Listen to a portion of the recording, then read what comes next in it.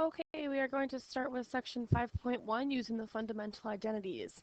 So the first entire page of this note packet is all the trig identities that we're going to be using throughout this chapter, and you're going to be able to use this sheet for both quizzes and tests, so I wouldn't worry about memorizing them, but you do have to know how to use them.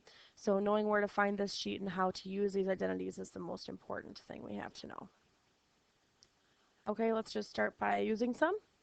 If we have the value of secant being negative 3 over 2, and we know that tangent is positive, find all 6 trig functions. I always think that when we have a couple, at least one of the trig functions and the sign of another trig function, it would be a good idea to figure out what quadrant we're in so that we can establish the sign of all of your other trig functions. So secant, that's the reciprocal of cosine, and it's negative, but tangent is positive, which means we are in quadrant 3. So tangent and cotangent should be the only positive trig functions for our final answer. I think the easiest thing to find first would be the reciprocal of secant. So since cosine is 1 over secant, then we can just do 1 over negative 3 halves. And we get negative 2/3 for cosine. If we're trying to find all the 6 trig functions, and we have cosine, I always think that the easiest one to find next would be sine, using sine squared plus cosine squared equals 1. Cosine squared equals 1. And then I can subtract 4/9. That's what negative 2/3 squared is. So sine squared is equal to 5/9, and sine is the square root of 5/9. Since the square root of 9 simplifies, we can say this is the square root of 5 over 3, and it is negative. Do not forget that. If we have sine, we can find cosecant since they are reciprocals. 1 over our answer. So cosecant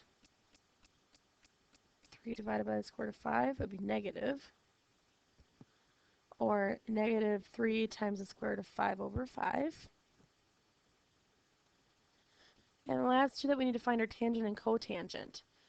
We have sine and we have cosine, so that's going to be the easiest way to find tangent, I believe.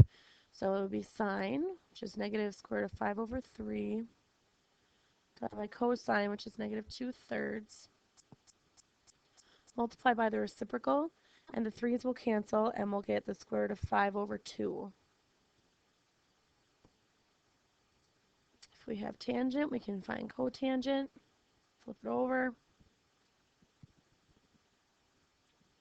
And simplify. 2 times the square root of 5 over 5. Alright, so we found all 5 trig functions using all those trig identities on the previous page. The next kind of thing we have to do is simplify a trig expression using all those trig identities. So what we want to do is always rearrange, factor, anything we can do using those trig identities to simplify. So we want an answer that is simpler than sine cosine squared minus sine. So I'm noticing that I have 2 terms here. Both of them have a sine x. So if I think that I can factor anything out, it would be a good idea to do that. So I'm going to factor out the sine x.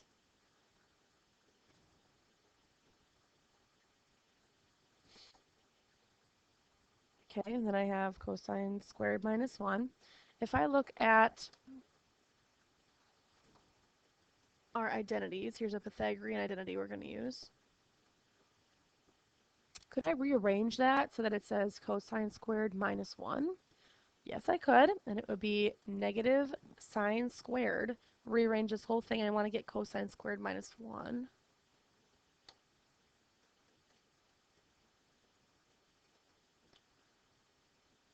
So this is my work over here on the right side of the screen is a trig identity that I rearranged.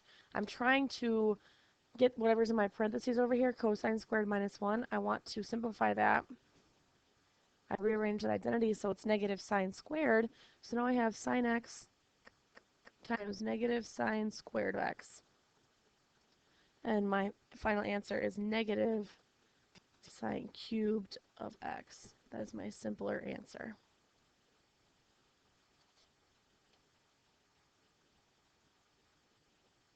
Verify a trig identity. So when we verify, we work with one side. So we're trying to get from the left side to the right side or the right side to the left side. In this case, left to right. I want to turn those fractions into just cosecant of theta. So when I see fractions, I'm not really sure what to do, but I know that with fractions we need to get a common denominator.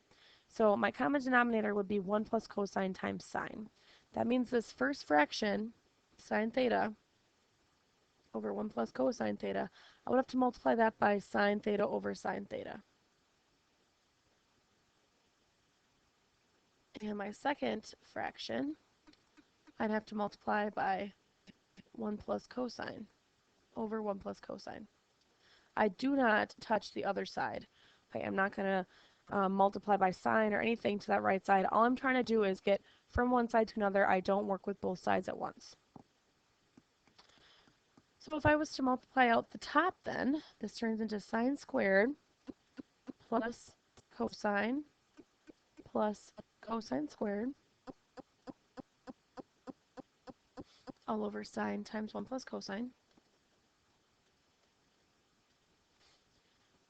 The identity that we've used a ton of times already is sine squared plus cosine squared equals 1. So I'm seeing that on top here.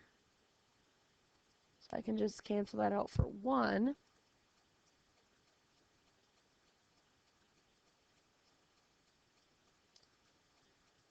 And on top, I have 1 plus cosine, and in the bottom I have 1 plus cosine as a factor. So since it's multiplication on the bottom, I can cancel those. And I'm left with 1 over sine, which is cosecant, and I'm done. Now I like to put the little proof box at the end, because that's just like the definitive the end. So I put the proof box and we know we're done. All right. Factoring. So we've done a little bit of factoring already, just pulling out a term to help us simplify. But this is factoring in general. Thinking of it just like we would factor an x or a y, the trig function is our variable. So if I don't like seeing it like that, I can always turn for the a here, I can always turn that secant into x, and then I can use my variable x to help me factor, because I'm used to factoring with x's and y's instead of trig functions. So this would actually help me a little bit. I know this is a difference of squares. And then I just have to remember in the end to plug back in the secant.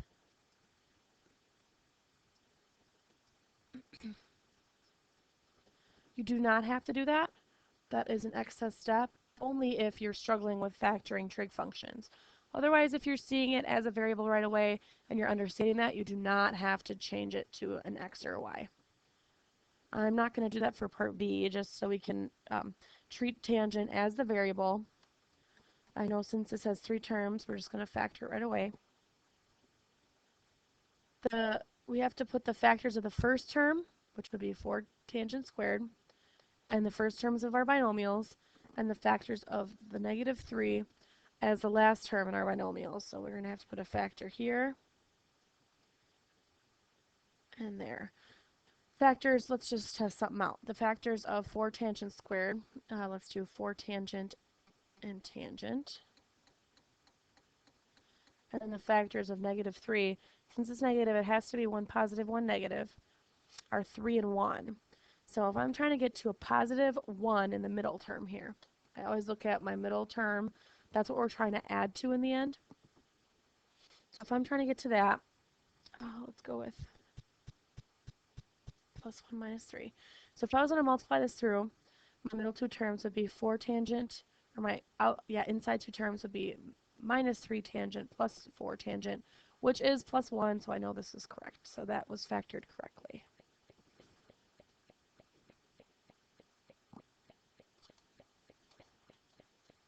Okay. Factoring cosecant squared minus cotangent minus 3. Well, I can't factor this right now because we have two different terms. That's like having two different variables. If this was x squared minus y minus 3, we would not be able to factor it. So we have to use a trig identity so that we can get everything in terms of the same variable. We're going to use cosecant squared equals 1 plus cotangent squared. And I'm going to plug in the 1 plus cotangent squared, and for cosecant, oops, not tangent, cotangent.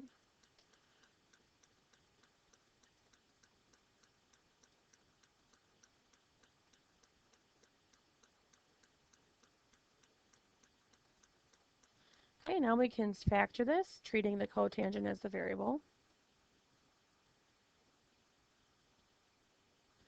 Looks like minus 2 plus 1. There we go.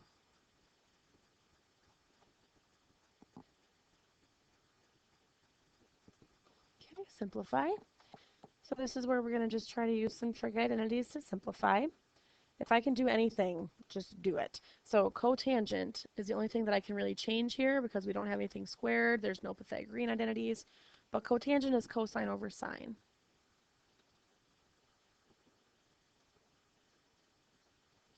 So I have sine t plus cosine squared t over sine t. Fractions, so I need to get a common denominator. I need to multiply the first term by sine over sine, which gives me sine squared plus cosine squared, whole thing over sine. Sine squared plus cosine squared is 1. I hope we're getting to recognize that. Over sine t. This is cosecant. We're done simplifying, so I can put a proof box.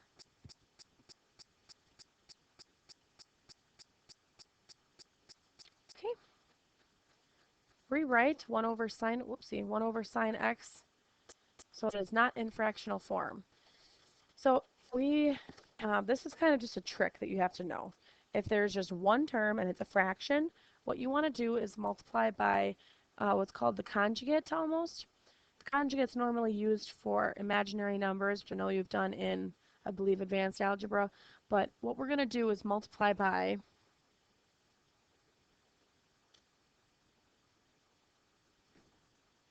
1 minus sine x. So the conjugate is almost exactly the same as your term, only it has an opposite sign in the middle. So we're going to multiply by 1 minus sine over 1 minus sine. I can do that since I'm doing it on top and the bottom. It's just like multiplying by 1. Okay,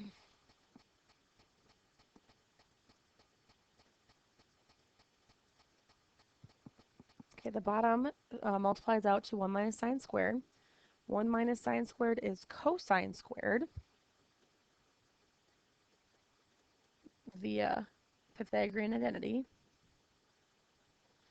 Now that there's just one term on the bottom, I can split this up into two fractions. I'm just going to keep going until I don't have a fraction anymore. 1 over cosine squared would be secant squared. And I can break up my second term into sine over cosine times 1 over cosine, since it was 1 over sine over cosine squared.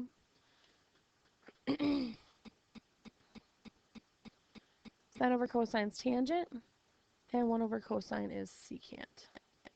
So it no longer has a fraction, and we're done.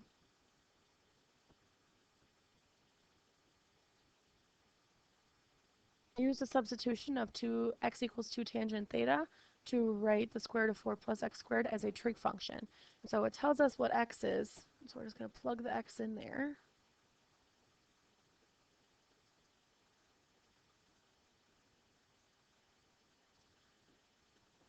I'm going to square the constant and the trig function of that term. I can pull a 4 out inside my parentheses, or inside my square root, I should say.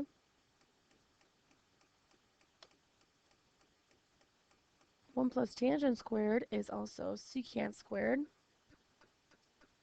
And then both of these are perfect squares now. So my final answer is 2 secant theta. And that was section 5.1 on simplifying trig functions.